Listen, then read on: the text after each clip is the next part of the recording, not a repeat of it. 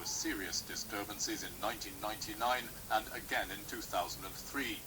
They started on university campuses, then spilled into the streets, where thousands of others joined protests calling for change and reform.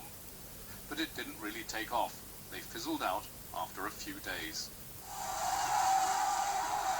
This time it's very different. It's not just a few thousand, but hundreds of thousands, maybe more. And the momentum seems to be building as days go by. There's a confidence and a spirit that weren't there before. It's the elections that gave the dissenters a tangible cause to rally behind. They can't believe Mahmoud Ahmadinejad could possibly have won such a big victory without the massive use of fraud. His followers control all the election machinery and the security forces. And this time the rebels have a champion too. Mir Hossein Mousavi, the reformist runner-up, triggered the same wave of longing for change that lifted Mohammad Khatami to the presidency in 1997. Mr. Mousavi is a tough fighter. He's vowed to keep up peaceful protests until the election's scrapped and rerun.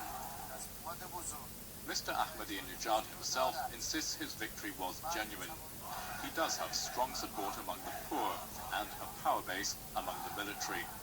But with his abrasive populist style, he's caused rifts in the Islamic leadership that go beyond the old divide between reformists and hardliners. The reformist Mohammad Khatami, who was president twice, naturally backed Mr. Mousavi's campaign. But so too did another two-term president, Hashemi Rafsanjani. He's a powerful pragmatist who's been a pillar of the Islamic system from the beginning. He was bitterly attacked by Mr. Ahmadinejad during the election. He's said nothing publicly since then, but is bound to be in the thick of the struggle to influence this man, the supreme leader, Ayatollah Ali Khamenei. His word is final on any subject. He saluted Mr. Ahmadinejad's victory at the beginning, but as protests mounted, he ordered an investigation and said some ballot boxes might be recounted. That's not enough to pacify the opposition. They believe millions of votes were simply stolen.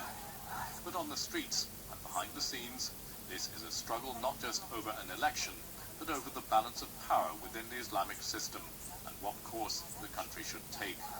It's not going to be settled quickly. Jim Muir, BBC News.